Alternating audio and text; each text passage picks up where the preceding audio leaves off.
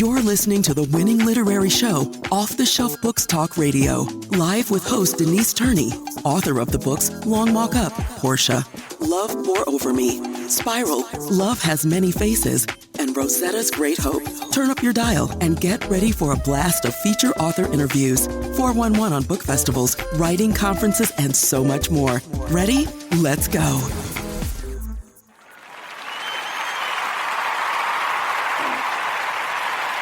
A dead end is just a good place to turn around. And that quote is by Naomi Judd. A dead end is just a good place to turn around. I want to welcome you to this Saturday, April 25th. I can hardly believe we are near the end of April already. To our loyal listeners who have been here with us for over 17 years. Thank you, thank you, thank you. And if this is your first time tuning in to Off the Shelf, I just have to let you know you absolutely are listening to the Winning Book Podcast, Off the Shelf, and we have an awesome author on deck for you. But before we get into it, just back to that quote. If you're in a place in your life, and I've been in places in my life where you feel stuck or like, what am I doing? What am I doing? You don't know what to do next, just sometimes just being still, listening to the creator, the answer will come. But also just remember, it's as an eternal being, a dead end is just a good place to turn around. Love that quote by Naomi Judd. And I encourage you to stop in and visit me at my official website, chisel.com, CHISTELL.com. You can read free book excerpts, check out different things that's going on in my world over at chisel.com. You can also find ways to listen to Off the Shelf there as well, and subscribe to my literary newsletter, which is free, The Book Lovers Haven. And now let us go and meet today's special Off the Shelf guest. And today's guest is Lorraine Jackson. And Lorraine has worked as a dance instructor, choreographer, educator, and preschool gymnastics tumbling coach. Today she serves as a mentor and independent caregiver for a child with Down syndrome. Additionally, Lorraine is a registered behavioral therapist, specializing in autism support. In addition to being the visionary behind LYLT Expressions, Lorraine is the author of the books 585, The Number That Changed Our Lives, and For the Love of Dolls, and Ballet and Dance Dictionary. Even more, Lorraine is the founder of The Joy of Dance. I love that title. Online courses. I encourage you to visit Lorraine Jackson's official website. You can even bookmark it and hop over there and check out our website while you're listening to today's show. And the URL for Lorraine's website is gloriousrain.com. And that's GLORiousRAINE.com. Say it again, Denise, because I was writing that down. And just say it one more time. So one more time, GLORIOUSRAINE.com, gloriousrain.com. We're just honored to have Lorraine Jackson join us this morning. Welcome to Off the Shelf, Lorraine. Thank you for having me. I'm so excited. Oh, Um, whew. it's a pleasure. I enjoyed researching for your interview, as I do with all the guests, and I always learn something from my guests, as I know our listeners do. So I'm really excited to see what you share. To kick off today's show, Lorraine, please tell Off the Shelf listeners where you grew up and what life was like for you growing up. Oh, wonderful question. So I grew up in a little town called Chicopee, Massachusetts, right outside of another small town, Springfield, Mass. Excuse me. Both of which were about 2 hours away from Boston. So if you're a Massachusetts person, you'd recognize Boston before you would Springfield or Chicopee. But anyway, I spent the 18 years of my life there, and then moved to Springfield, Mass, and spent another whew, about six or so. I don't even remember. But yeah, I grew up in a town where my father was in the military. He was Air Force, and so we were right down the street from the base that he was based at. He was Air Force fire, and so we lived in the same house and grew up in the winter storms and the hot summers. But my life was spent as a dancer. My sisters and I, Ah, me and my older sister, mainly my baby sister is 8 years younger than us, so she kind of came after the fact. But um, growing up was me and my older sister. I remember starting out in ballet, and my sister was about 2.5 years older than me. So when I started at 5, she was already pushing 8 or about 8 years old, and she was in ballet class and acrobat class. My mom put me in ballet. I always remember the story that she told me, which was that I would come home from my ballet class and she would say, "What'd you learn in ballet?" And I would show her what my older sister learned in acrobat, and I would do what she did in acrobat. She was like, um, she said, "I finally was like, there's too many times where you did that." And the teachers were like, "I think she's in the wrong class." And my mom said, "Yeah, I think she is too." Because I just came out tumbling. So the funny thing is, oh, didn't get a grow a love for ballet and jazz until I was older. But I love tumbling, so I was the acrobat, and I did all kind of flips and tumbles down the backyard and the hill, and across the stage, and that was my thing. So I did acrobat for many many years, and then I also did some ballet and jazz because I ballet and tap and jazz. I love jazz. And the way we grew up, wow. yeah, I love jazz. And we grew up in a small town that had a community dance studio. And that community dance studio was really just that. It was a community place. So you had my mom making costumes. You had another dancer's mom was the secretary. Whatever the parents could do to help pitch in at the studio. That's how we grew up, and I love that. It was very community oriented, and because of that, we also had different dance levels. And I loved jazz so much that I kind of excelled in jazz and acrobat early. And so because of that, I wanted to keep moving up the ladder. So I ended up dancing with my older sister at her age level when I was younger. Um, but in order to do that, they call them perform junior companies and companies. We would go around the towns and perform. And so in order for me to keep performing and also just excelling in my jazz, I had to take ballet and tap. They were kind of the requirements. So I grew a love for ballet over time, just as I got older and really began to get an appreciation for the discipline of it. But that was really my background. We did some modeling. My mother had a group she called Ultimate Talent that she was a mentor for young African American children in our community, and we did modeling, dance, um, singing sometimes, theater, you name it, we did it. And again, we performed around our town or around our little small Springfield and Chicopee area. If you heard of Ultimate Talent in the 80s, people Okay, that remember okay. us in the 80s, they remember my mom still. And she is still there in Springfield, Mass. She has yet to leave. Wow. Um, so that's my background, basically, from a childhood standpoint. And as an adult, I kind of moved into, I went to the Air Force myself briefly, and Mm. my husband and I spent we went to high school together, just for 1 year. So we were friends for many years, and then after about 7 of those friendship years, we became an item.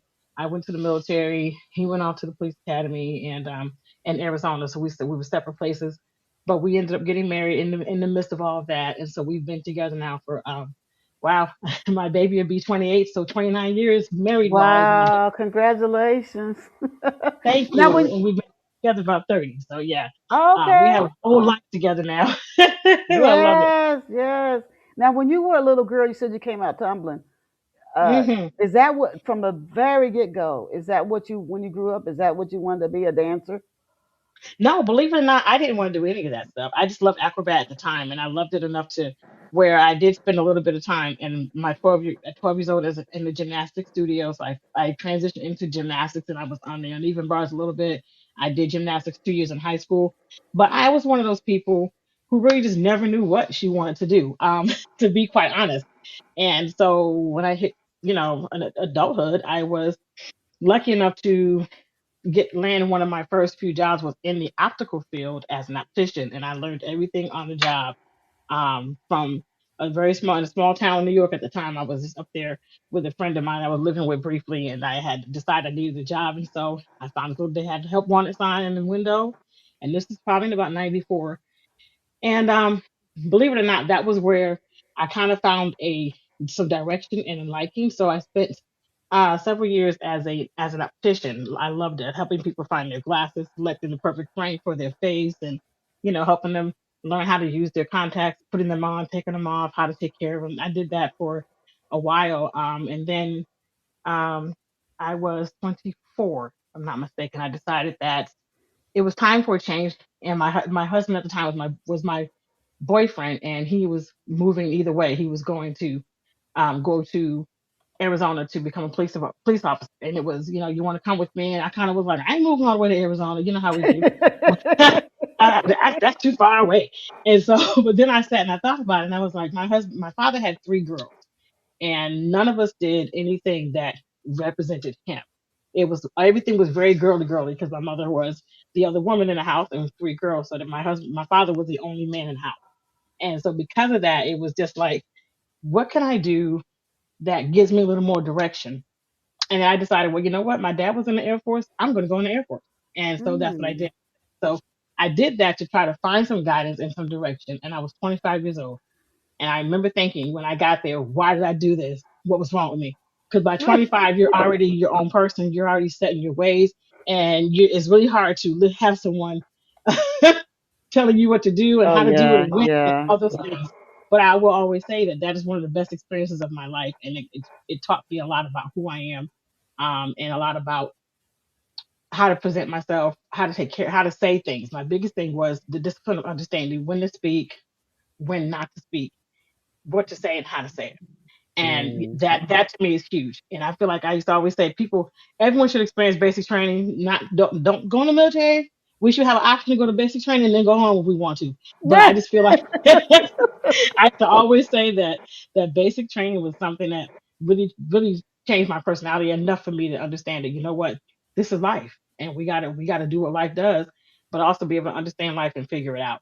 And so as I did that, I ended up not staying in because my husband was also military. That was why we were friends for so long, because he went right out of high school into the Air Force. And so um because of that, I understood the Air Force life, and I just was like, this is not for me. I'll do my 4 years Mm. and get out. But we ended up getting married while I was in.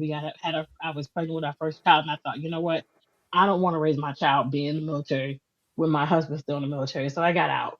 And so it's like I never really had that career direction. It was more like, this is what I'm going to do right now. That's best for me. And it had Ah. nothing to do with a job, which is funny because I thought the Air Force was going to give me that direction, and it didn't. I still was like, I don't know what I want to do. But I ended up in Arizona with him, and like I said, we started our family. At the time, I loved being an optician very much, so that was one thing I did do. I went right back into the optical field, and I will say that is the only field that I really, really loved and kind of wanted to Mm. plant my feet in. And I did that for a long time. Then I, in 2004, found out I was pregnant with my second baby, and so I ended up staying home, and I got out of that field. And then when it came time to go back to work several years later, when he was a little bit older, I should have just a couple years later, I ended up being a registered behavior therapist, and I did that for a while in Arizona. We moved here to North Carolina in 2015, and I had been in and out of school and during this time, of course, because we always go to school. And so I had been in and out of school, trying to get a degree, and still didn't really know what I wanted to do, which is why I was in and out. I had changed my career director a couple of times. And so the only one I stuck with was early childhood education, administration and education, and Ah, okay. administration and management. So I thought, well, you know what? I'm here now in North Carolina. My baby is in sixth grade, which means he's not at home anymore. There's no need for me to be at home. And so I finally decided to go back to work full time. And of course, the easiest thing to do was to go where your career lies, to go where your education pushes you.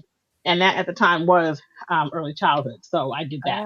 Ah, okay. And yeah, so I spent 10 years doing early childhood education, between 0 to 4 months, between a infant teacher to a 2 3 0 teacher, a preschool teacher. And yes, in between, I did get my certification to be a registered behavior therapist again. But I'm also no longer doing that because that's one of those jobs that you have to work in the field in order to keep the certification. And I, Okay. yeah, yeah. And then so it's just kind of like, I was going to clarify that it's not even where I ended up being, because it's like it was something that it was temporary. And whenever you change companies, you have to recertify or Oh, change. okay. Yeah, so I just kind of didn't like the way the company I was working with at the time, back in 2018. Excuse me, 2020, was running things, and so I left that field again and went back into childhood. So it's one of the things where I was in this bulk of between early childhood education and behavior therapy sometimes, but still no, that was it, and that was my direction at the time. I kind of thought I was going to have my own um, early childhood program one day, that type of thing. Okay. Uh, but yeah, it's just um, the funny thing is, I just kind of decided that it was time to just this year. I was done working with children altogether, and Okay. yeah, and so I'm not even a behavior therapist anymore. When I did work with the young one that was a Down syndrome, that was when I was still in Arizona, so that was a very long time ago. But it was at the time something I thought I had to put on my, when you want to call that resume, your bio. They tell you to put Mhm. everything on. And so that's what I did. But then I was like, I started looking at it. And when you look at my newer bio, it's not there anymore because it's not who I am anymore. That was my Okay. past. You know what I Okay. mean? And so, Uh, but yeah, go ahead. what inspired you to write? It's talking about the preschool education and the work that you did with that. What inspired you to write 585, the number Mhm. that changed our lives?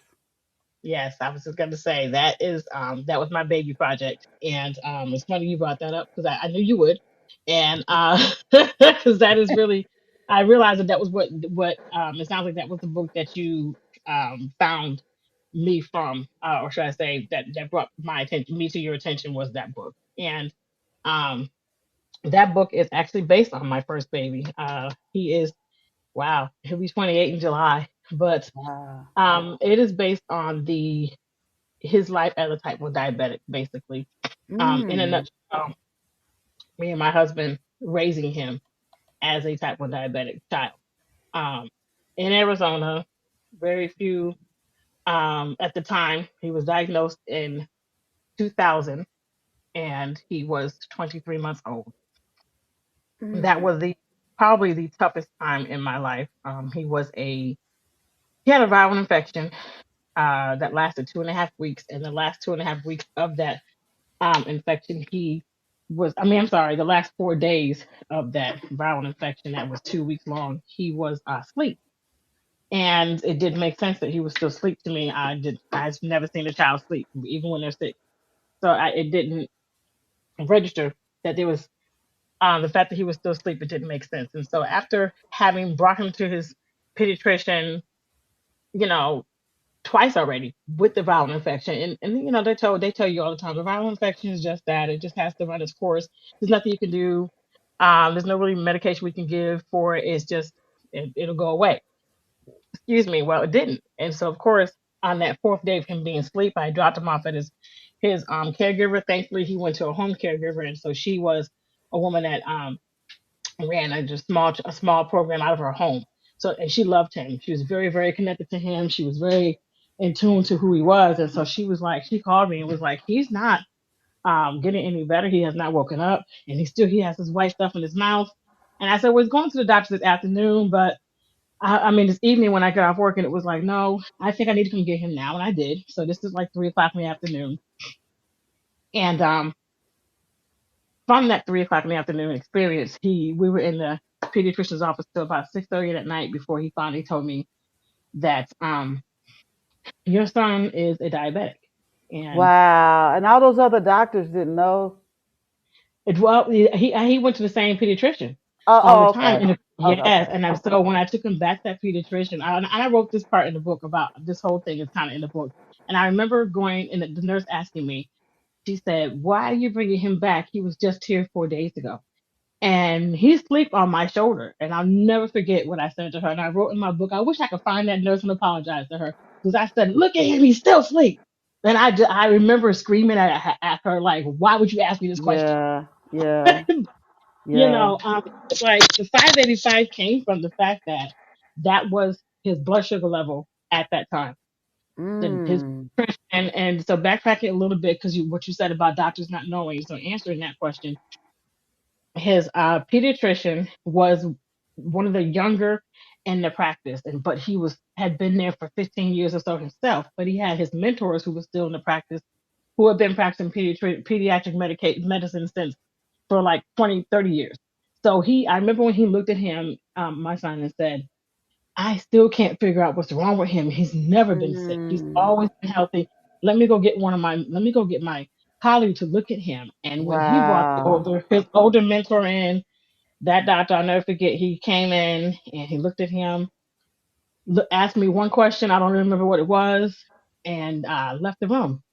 Didn't say anything else. And I thought, nope, there's a problem. And see, by that point, they'd already taken his blood, they'd already tested his urine, and we were waiting for those results. His pediatrician comes back in a few minutes later with those results finally, and he was like, his blood sugar is 585. He's a diabetic. And for Wow. me, I was like, we're African American, and I'm sure you remember that in our culture, it was the sugar diabetes and Yes. gangrene, and he's gonna have all these issues. And I, in my Yeah. mind, I was like, how he's a 23 months old, but he's not even 2 years old. How does a baby get diabetes? Because at that point, I had no idea what type 1 diabetes was. And he Mm. saw my face. He must have, because he had to clarify. He was like, wait, no, no. He says, no, he's a type 1 diabetic. He said his pancreas is shutting down, and he was like, if Oh. yeah, and it was the most shocking thing to hear. He said, had you not brought him back tonight, he probably would have died of a diabetic coma because his blood Oh. sugar Oh was, my gosh. yeah, that was how I felt too. His blood sugar was that high.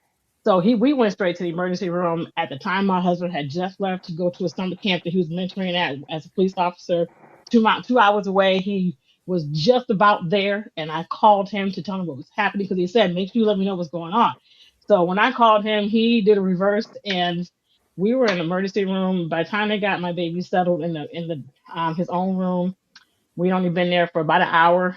My husband made this hour and a half 2 hour drive in about 50 minutes. I just maybe I was asking him did he fly because I was trying to figure out how he got there so fast.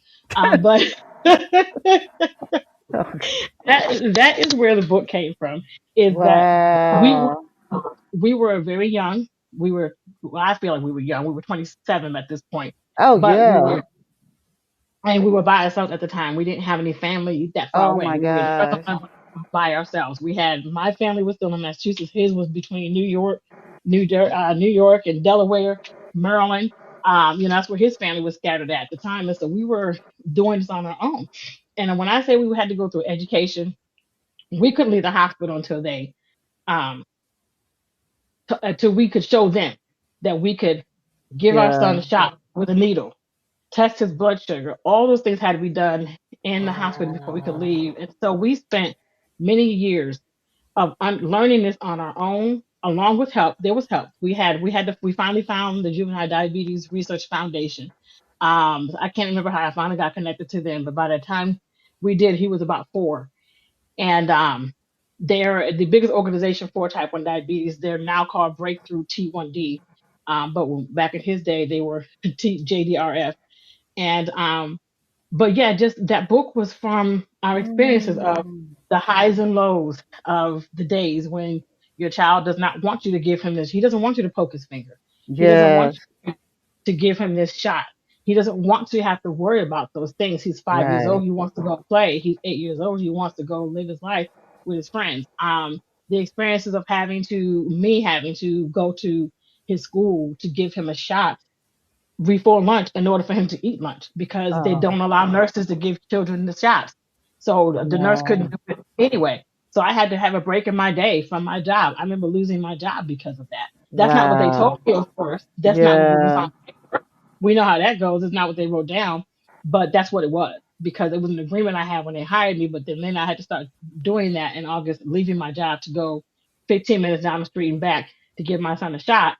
All of a sudden my job became an issue. My performance became an issue, but it wasn't one before school started in August when you hired me in May. From May to August, I was doing great. You're doing great. You're doing great. And then school starts in August, and it was, well, we got, and no. So of course it was Yeah. those highs and lows of going through times like that. And I kind of wanted to share that because there's so many families who have Wow. children with type 1 diabetes, and the numbers Wow. have they're still growing. They're still Oh my growing. But gosh. Your yeah, you book have a doing too. Your book could bless Uh, so many people who might be feeling so alone. We all go through things, right, where you think I'm the only one going through this, or it's only a few people, or nobody. So, thank you for writing that. For mm, people, are there signs? thank Uh, you. are there signs though that a child, and you might not notice it till they're 5 or 6, but are there Right. signs that a child might be diabetic? Could you share like 2 or 3 signs Yes. that a parent could look for? The older they get, it's easier. See, when he was diagnosed, he was still so young, so he was still learning. He was just speaking and playing things like that. But when they're 6, 7, 8, or 9 years old, and they start to get real sleepy all the time, just constantly tired, very lethargic. Mm. That's one of the main signs. If they're using the bathroom way too much, and even at a slightly Oh. younger age, if they're constantly going to the bathroom, that's also one of the other major signs. And so, yeah, that's those are things to look for. And of course, when the child is younger, you don't see those things. But when they're old enough to really see their personalities, and that changes, the personality changes in a way where you're like, what's the matter? Why are you always so tired? Why are you always using the bathroom? Or Mm. thirsty, things like that. Those are signs that there might be something wrong, you know. And that's what we learned over the years is meeting other families who had children diagnosed, they were diagnosed differently and faster than Maurice was, my child, because at that point they were either older and also because they started having too many children being with the same symptoms and too many kids being diagnosed with it, that now it's kind of like so easy to do to diagnose it, but it's still just as hard to manage. And unfortunately, it's harder nowadays because of insulin uh, costs and other medications costs and things like that. But when you're a type 1 diabetic, which is, I don't understand why they're not allowed disability or Social Security, because a type 1 diabetic, the difference between type 1 and type 2 is that the pancreas breaks down completely as a type 1 diabetic. There is not processing any insulin at all. Your body needs insulin.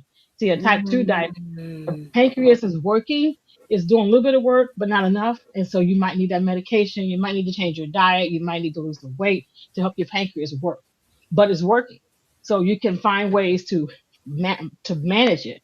A type 1 diabetic has no choice. They have to have insulin put into their bodies. And that is where you get insulin injections with a needle, a pen, an insulin pump, anything. So when you see people walking around, they have the little patches on their arm. Those are the newer versions of Wow. insulin pumps. My son's pump was connected to a string, like a little bag pager that went in his pocket. The little cord was connected to the pump, and then we had to inject that cord into his body. So he's walking around with this little cord all his life, every day. And you can't see it. You can barely see it unless you show someone and tell them. So people didn't know sometimes until we told them that he has a pump on his insulin. He's wearing an insulin pump. But those are things that's hard to get used to. Those are things that you have to really learn to adjust to. And then the older the child is, or even now the older the person, that's why JDRF changed their name to Breakthrough T1D, because they had way too many older children, way too many adults, young adults, and even very much older adults being diagnosed with type 1 diabetes. But Wow. Oh they my goodness. yeah, but 26 years ago when he was diagnosed, it was really kids. It was all kids. And then prior to that, I've met people in their 50s, 20 years, 15 years ago. I've met people in their 50s who had type 1 diabetes and they had had it since they were 5. They talked about Oh glass. my gosh. And Gla- but they didn't know, or oh no, they they had knew. it, but they had it and they knew about it. But it's amazing to hear their stories about how they use glass needles, because you're talking about in the 40s and the 50s. So Oh they yeah, used yeah. glass needles. They were getting insulin once a month instead of every day. I mean, it was just amazing to hear their stories of how they saw the changes in the therapy and in the help for a type 1 diabetic. But that was why I wrote the book, because it was like the things that my husband and I we went through with our son, of Oh just my knowing that gosh. hey, this is we can do it. It's That's something you can get through. Yes, you're gonna have a hard day, you're gonna have a tough day, but you know what? It's doable. But I wrote about things like I used to write for a blog. There was a lot of diabetic blogs back then, so I wrote on a blog and I wrote blog posts about what it felt like to be a mom of a child who doesn't want me to give him a shot today. You know, wondering why why he has to have this. So I wrote about those things on a blog. I shared those blog posts in the book because I'd saved them. I did a little video Um, for it. And then also I had poems because at one point it was a school project that kind of prompted the book to begin with. Was a school project that I had to do in one of my communication classes way back when, like 2005, I think it was 2005 or six. I had to do a whole project, and I chose type 1 diabetes, and so that's where the book started from. Really, going back to inspiration now to think about it, that was kind of where it started from. Was having to do this um, assignment in class, and I had to write poems. I had to do a PSA. I had to um, write about what it was, and so I had all of those things, and I saved it. And then when I was like, I'm going to write this book, I actually started this book first back in 2012, I want to say, somewhere around there, where I thought I'm going to write a book and I'm going to put it out. So I was an early self publisher who had no idea Okay. what she was doing. So I published this book the first time on lulu.com, which still exists, which is funny. And I got the little print copy, looked at it, didn't like it, didn't know why the little lines were in the corner and things like that. I had no idea about how a book was supposed to look. But so I took it and I packed it up, and I still have that very first copy. But then in the meantime, after I had put that book away, I took it down off the website, of course, was like, I'm not selling this. I don't know what I was thinking, and moved on with my life. Um, in that process, I wrote the blogs. I used to write for a newspaper, an online newspaper, and I was the person that wrote about type 1 diabetes. And so it, Mm. when I did that, I wrote articles about things like helping your child become become independent, overcoming overprotectiveness. As parents, that's what we do. We're overprotective. Um, as parents, we want to keep doing everything for our child. As a type 1 diabetic parent, you can't do that. So I wrote about, because at this time, probably, I think around that time I started writing those things, he was probably about 10, 11 years old, maybe 12. And I remember thinking things like, he has to be able to do this himself. And he would want to, sometimes he wouldn't. But my thought was, I'm not going to always be there. So me and my husband Mm. went through that phase of understanding that we need to make sure he knows how to check his own blood sugar, how to give himself his own insulin shot, how to change his pump. At the time he's on a pump, so it's more like how to program his pump for him so he can do all those things himself. Well, in those times of me having to learn those things for myself, and me and my husband, putting that together and figuring out, okay, we got to sit down and talk to him about this stuff. Those became my articles. And so I had articles about, being teaching independence, letting go as a parent, being able to let go. It's going to be hard, yeah, because you have your child who is not the average child. He's not what they would quote unquote call a normal child. And I hate that word because they're still normal, but in the sense of there's something you have to constantly worry about with them. So Mhm. yeah, you have, but you can't say no. You can't go to Tommy's house and stay overnight because all the other friends are there, but you can't go because you have a type 1 diabetes. No, you can't say that. You can't. As a Yeah. parent, you need to be able to say, no, you can still go. Let me call Tommy's mom, make sure she understands everything that's going on. If not, Right. Tommy's mom already know. So those were the things that I put in the book. I put those articles in the book. I put the blog posts in the book. I put our experiences in the book, and I put my thoughts in there, my emotions, because there were times when, like I said, when I yelled at the nurse, those were emotional times for me. Yeah. Yeah, but that was why I did that because I was like, you know what? I know I'm not the only one out there. But I feel like my book kind of got lost in the wind, to be quite honest. I don't think it's making an impact, but I'm so glad you found it. But I think part of it is because it's just type 1 diabetes is just so normal now that is so much information out there Wow. about it that everybody sees, everyone understands it a little bit more now. So my book is not quite as impactful as I actually was hoping it would be and I thought it would be. And I feel like had I went ahead and posted it, published it 10 years ago, 15 years ago, probably would have been more impactful. At the same time, I put it out anyway, and I said, you know what, this is what I need to do. I felt like I needed to get it out. I felt like I Oh needed to yeah. Oh put my it on that, gosh. I didn't and know so it for was me, common. yeah, it's very common now. People don't realize it is because Wow. it's not talked about as much as it should be. But to give you an example of how common it is, when my son was diagnosed in 2000, remember I said he was 23 months old and we were in that doctor's office for about 5 hours before we made it to the emergency room. Fast forward 10 years, I'll meet a parent whose child is type 1 diabetic. And they might have been 6 or 3 when they were diagnosed. And they would say, oh, yeah, I took him to the doctor. I was telling him the symptoms, and he diagnosed with type 1 diabetes right away. I was like, really? Yeah, they Oh yeah. They tested his insulin. I mean, his blood sugars, but they knew before we left the office in about 30 minutes or so. They were saying, yeah, because of his symptoms, he's probably a type 1 diabetic. Let's do some extra testing to be sure. And I was like, what? And so years went by and I would hear these stories. And I started telling my husband, I said, this is not good. It's not good at all. I said, Yeah. because I said, it's great that these doctors are now catching it early and they're catching it in time where there's no complications, where this child is not dealing with any major hospitalizations or complications. Because if the parent sees that there's an issue and they bring their child in, the doctor's kind of immediately looking at that child, talking about symptoms, looking at the symptoms, and then saying, "Yeah, that's a type 1 diabetic." Excuse me, and Wow. then Oh my be gosh. right. 90% of the time they're correct. Yes, they're now that's a type 1 diabetic. So to me, I was like, yeah, it's way too common now.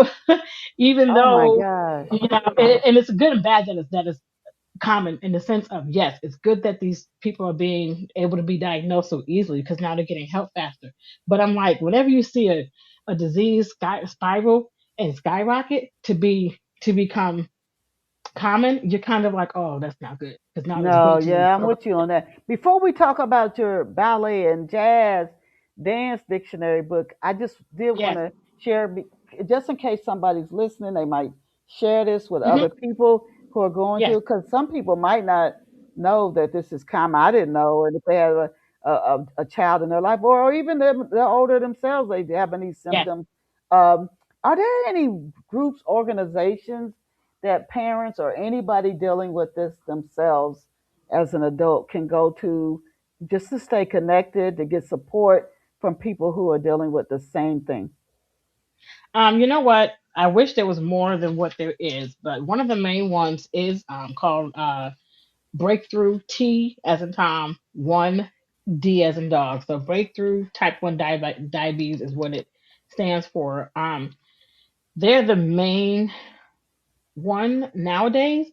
And I wish there were more. There might still be some other support groups out there. To be honest, I really didn't look to see, only because it was like I just kind of didn't need that for myself personally. So I'm not sure, but I will say when I was doing my research for the book, because of course I uh, was taking information that I had written in the early 2000s and translating that into a book that's being published in 2024. So because of that, I knew that the website that I wrote um, my articles on, I went and looked for that website, and it's changed completely. It's a little different now. Um, but I'm looking at my book right now just to see if what I wrote down in my journal, I mean the glossary, excuse me, for resources, because I did add a small resource page. So there is still a website. It's called Children with Diabetes, that gives you um, understanding and care and treatment, as well as some support. So that one is childrenwithdiabetes.com. And aside from that, there is another one, diabulimia. That's a diabulimia helpline. Diabulimia is, I'm sorry, that's something that some people with type 1 diabetes deals with an additional um, ailment called diabulimia. It's a form of bulimia when they stop trying to eat and things like that, hoping it'll help with their diabetes. So I didn't mean to pull that out, but since I did, there is another one that's called Two Diabetes, TU diabetes.org. Um, they're a global diabetes community, and they do provide solutions for improving people with diabetes lives. And it is a nonprofit organization that focuses on education and advocacy. So there may be some community groups within there. I believe there were when I looked, but I'm not 100% sure. But I would say probably those two areas. But on a large scale, definitely do some research and just plug that Definitely. in, like especially locally, because there could be local community programs and community groups in your local area that I would know about living in my area. But in my area, for instance, there really isn't a whole lot except the largest one, Breakthrough T1D. But they have community programs. They'll have summits, which I just volunteered at one of their summits.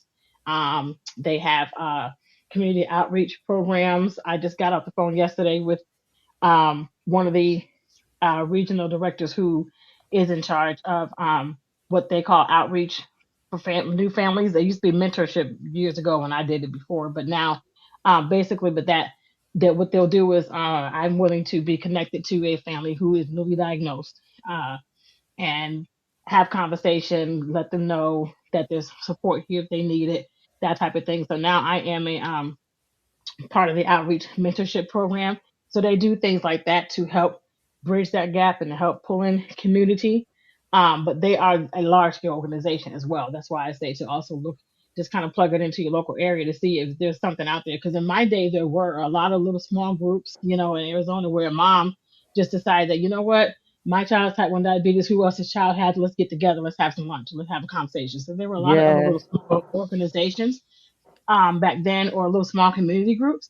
So yeah, if you have those community group websites and blogs you're on, or even Facebook, I would definitely say to look locally. But from a larger scale, those are the only ones that I could think of. Okay, well, thank you so much for sharing that. I hope if somebody's going No through that and they problem. think they're alone, what you shared will bless them and help them. Now, I want to talk about some of your other books. Can you introduce our listeners to Ballet and Jazz Dance Dictionary? What's included in this book, and who is the That audience? Who is the book's audience? that's a good question. And the audience really is for dancers and dance instructors. So again, going back to my dance days, I had a brief stint where I thought I was going to be a dance teacher, but I wanted to get my degree in dance for some reason. And so 2011, I went to a university and I did 2 semesters in their dance program. And within that, well, from that, I was in a ballet class and a jazz class, and I had to learn the terminology, the name of the terminology, the spelling of the word, and the definition. And we actually had tests on it. So of course we had a packet, and those packets. So for instance, a pas de bourrée, uh, that's a dance technique. It's a movement in dance, but it's spelled totally different than it sounds. Pas de bourrée is not spelled pas de bourrée. It's spelled a little differently. Passe, turn. Ande or is turning. Ande or is turning outward. Ande da is turning inward. That could be. Yeah, forgive me. I might have that backwards. It's been a minute. But those are terms that I had to learn, and I had to learn how to write them, and I had to learn Mm, the definition of them, and translate that, mentally as in an academic way. Because as a dancer, you're moving your body. So you're on the floor, you're dancing, but da da da da. You're following the dance instructors with, directions. They're throwing out choreography, words, and techniques. The difference is, when you're as a dance student, you're listening to that choreographer, and yes, they're showing you everything. In the dance class, you're learning all this technique. You're learning what a pas de bourrée is. You're learning what passe is. You're learning what a two-step is. All those types of things. But learning them and doing them with your body is one thing, but translating it sometimes from your mind to your body is a different thing. So, and sometimes it's more difficult. So, what I did was, I honestly just wanted to self publish something quickly while I was slowly working on 585. And I don't even really know why. I think because at the time when I published it, I kind of wanted to start writing, and I wanted to start self-publishing some books and some writing that I had from so long ago. And I thought, you know what? I remember what it was like being in that dance class, and because there's certain techniques that you may not use on a regular basis, And so I just remembered what it was like to hear the dance instructor, throwing out choreography, and then your mind's like, oh yeah, that's this, that's that, okay, and you got to put it together and then do it. But a lot of these dancers today, they are in a dance studio, yes, but you have competition dance now, and you have people who want to be professional dancers. Well, if you ever watch the movie A Chorus Line, or any other movie that has any type of dance in there, when they're in a audition, in auditions, my best in auditions, they don't usually stop, in the sense of the teaching portion. If you ever watch So You Think You Can Dance, the choreographer is throwing out a whole routine, and you got to catch it. And then they're also throwing out words, potpourri and batma and turn and passe, and it's just like, what? And your mind has to put those things together okay. as as they're moving. So you're like, okay. So my thought was, you know what? I'm gonna make this book, and I'm going to call it just what it is. It's a dictionary, and it looks like one.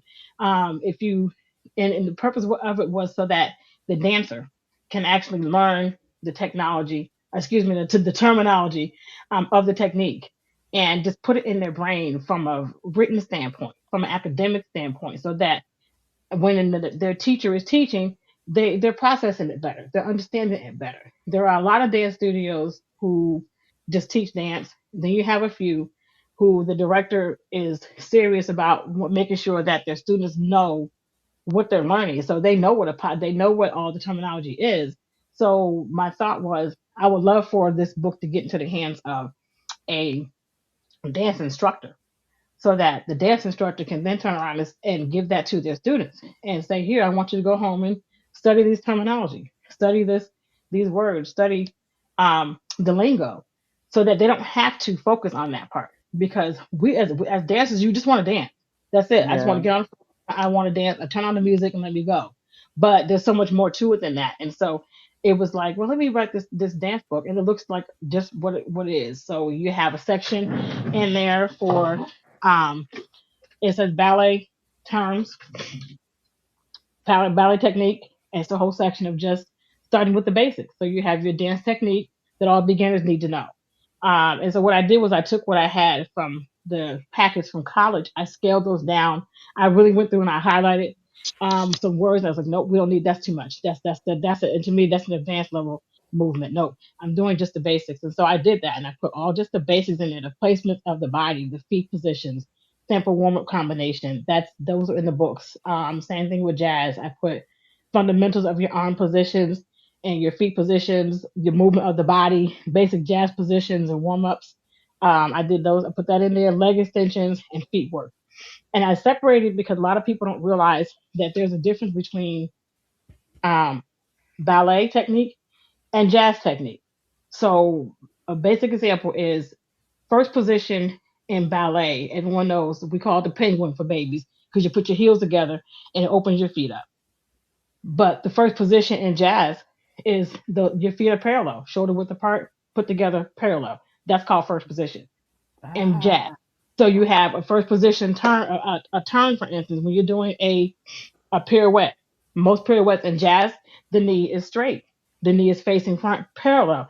If you do a if you do excuse me, if you do a pirouette in ballet class and your knee is turned parallel facing front, that dance teacher is going to stop and rip you one.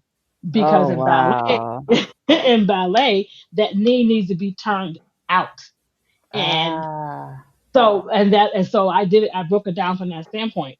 And one of the reasons why I did was because I also know that in today's world, you have so many people that love to dance, that teach themselves how to dance online.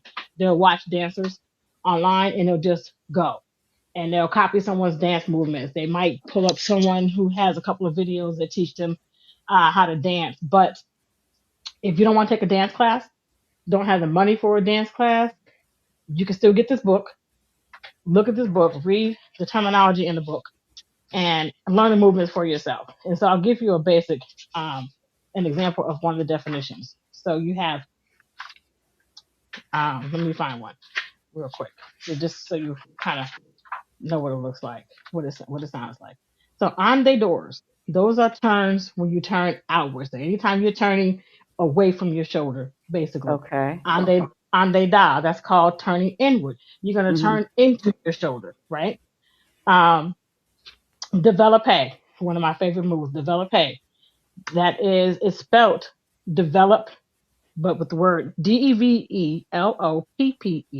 But there's an Okay. accent over both e's, right?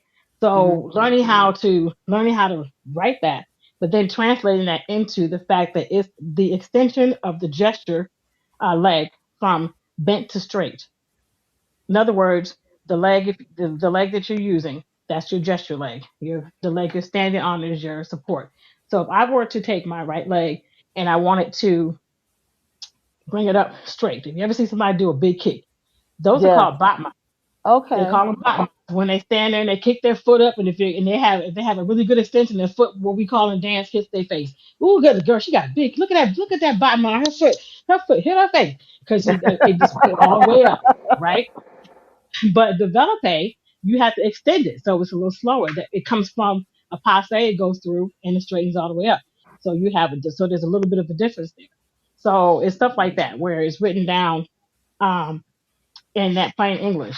But then I Okay. have a little section in there with some resources from where um, I got my list from, but also some information that they can go to online. And I left a little note section in the back as well in case they wanted to write their own notes. So this Oh, book is, okay. yeah, Yes. Somebody who is a, really is a mhm. parent, a instructor, or somebody who wants to learn dance. I can see where that would come in. Super Yes, yeah, helpful. Yeah, for that was my somebody. goal. Yeah, yeah, yeah. I can see that. Now, do you still offer the joy of dancing classes? You know what? It's so funny because I never really offered classes until my mom asked me about it for a friend of hers, and so I threw some videos that I had years ago online, and I took them off my website, but they are still there. In other words, I can put them back on, and I noticed that you mentioned that in the introduction for me, and I thought, you know what? I don't know why I took them off because I didn't get any traction with them. No one purchased them, and they're old. No one purchased the classes, but at the same time, I was like, when I first put them on there, I thought my thought was just because no one's buying them doesn't mean they don't need to be on there. So, it kind of made me think maybe I should put them back on there just in case. They were not really. They were more of a jazz exercise set of videos that I had done as an adult.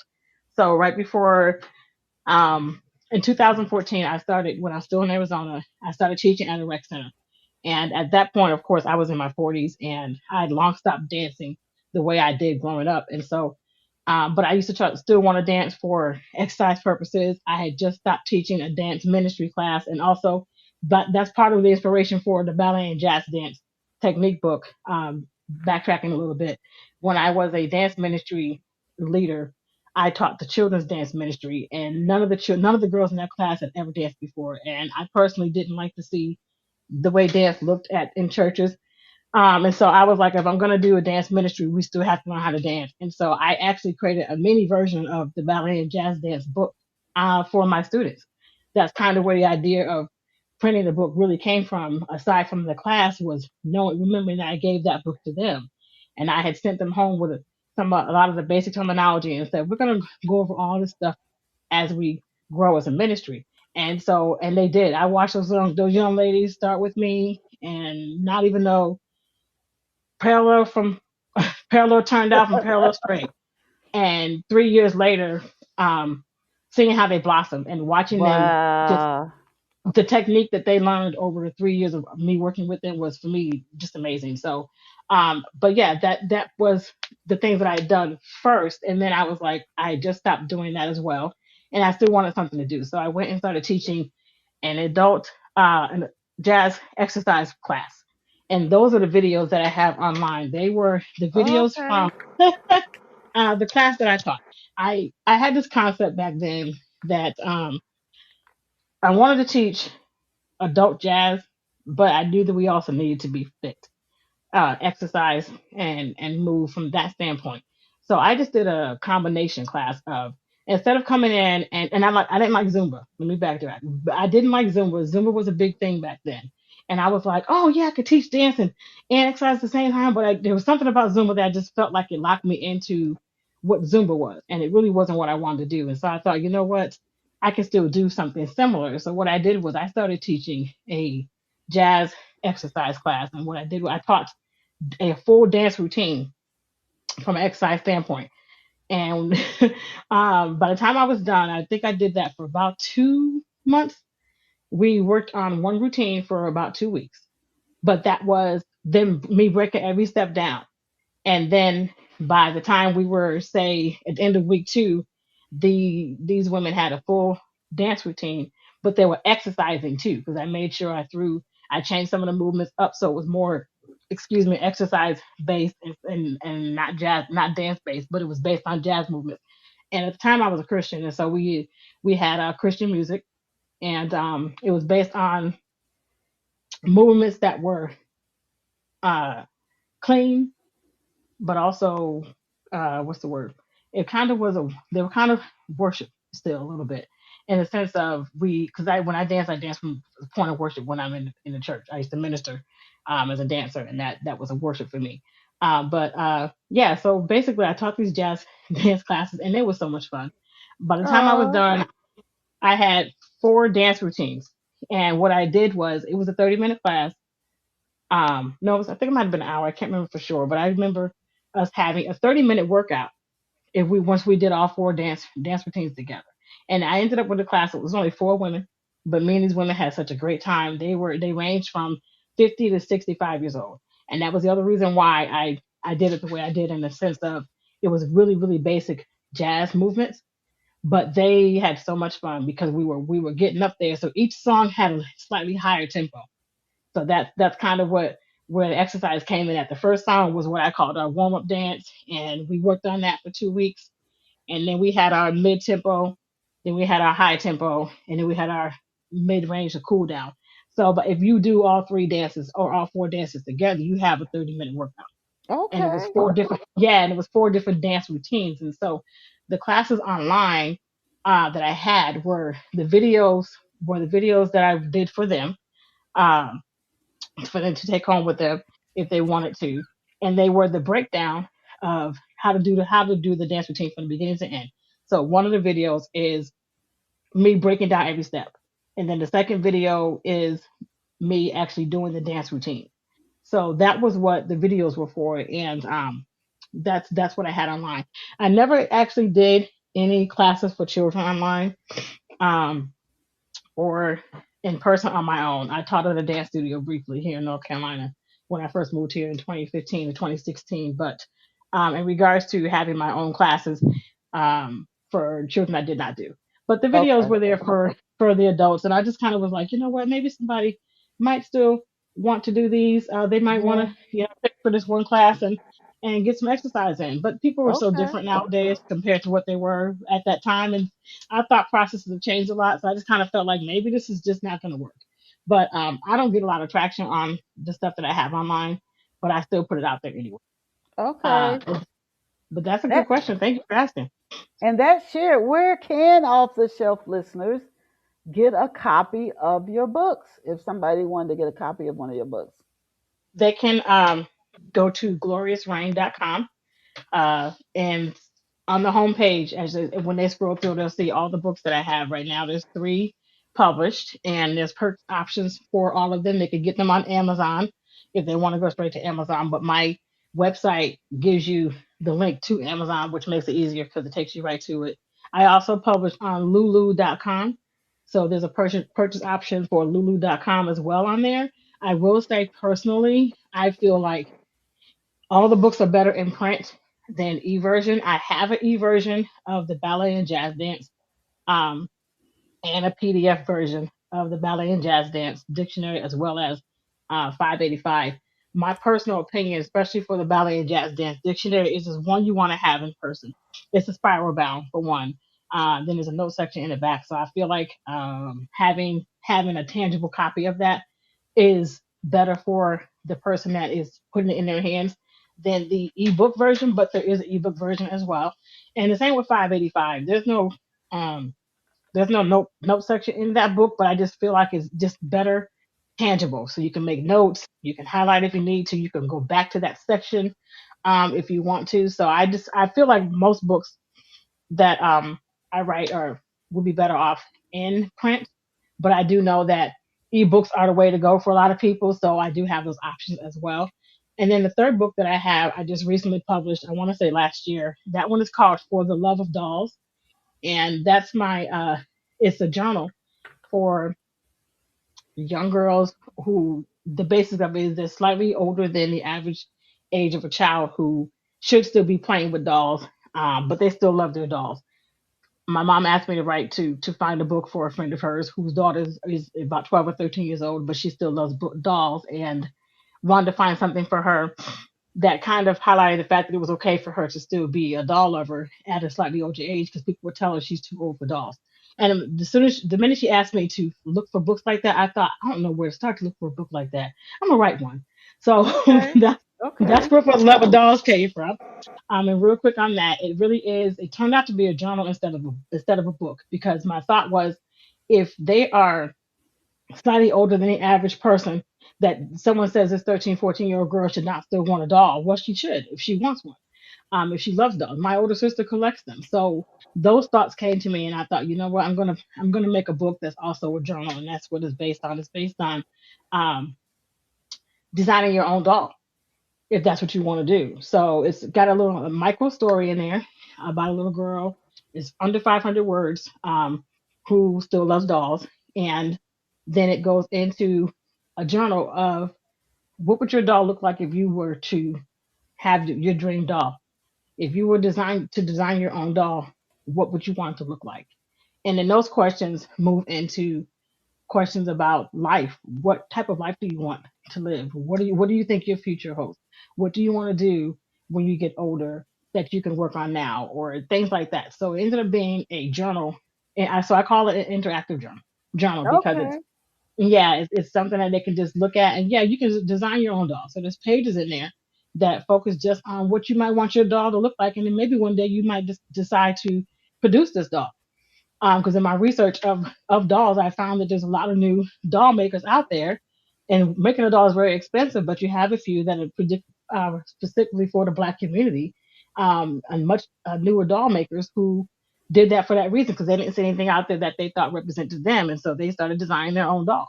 So I kind of took that idea, and like, okay, what would your doll look like? And then maybe one day you might decide to produce that doll for yourself and actually make one, or make one and have a whole doll collection.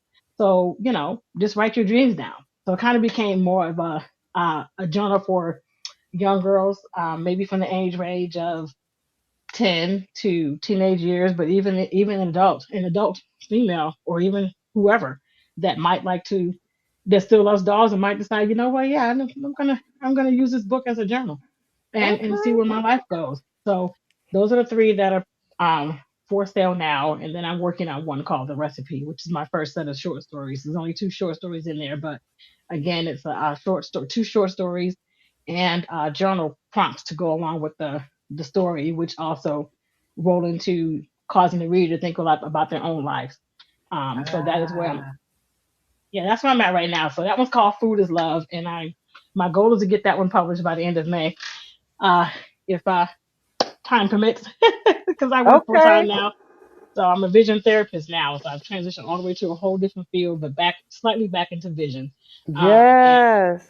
I love it. I'm a vision therapist, and I just enjoy working with people who have issues from traumatic brain injuries and other reasons why they may not be able to use their eyes the way they need to. And so we work with them, we have therapy programs they go through to help them straighten their eye out if it's turned, level their eyes out if they're uneven, if they had a brain injury that's causing blurred vision and dizziness or things like that. We work with people in that realm now. And so that I just started that job in February, and it's probably one of the best things I've done for myself in a long time. So Oh, how yeah, I love it. wonderful.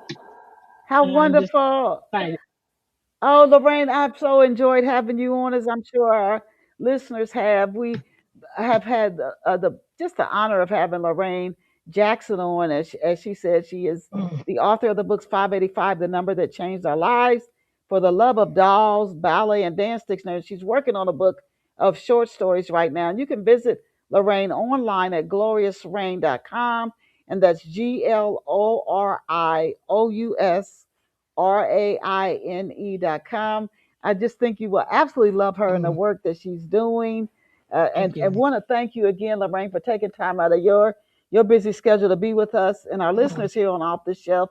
And as I always tell you, our listeners, you are amazing. You are absolutely incredible. Please go out and create a wonderful day for yourself. And I'll see yes. you back here next Saturday at 11 a.m. Eastern Yes. Standard Time. Lorraine, I'll shoot you a link to your show when it finishes streaming. Thank you so much, Lorraine. You're such a Thank you for blessing. Thank you, having thank me. you, Thank you thank so you. much. Bye for now. Yes.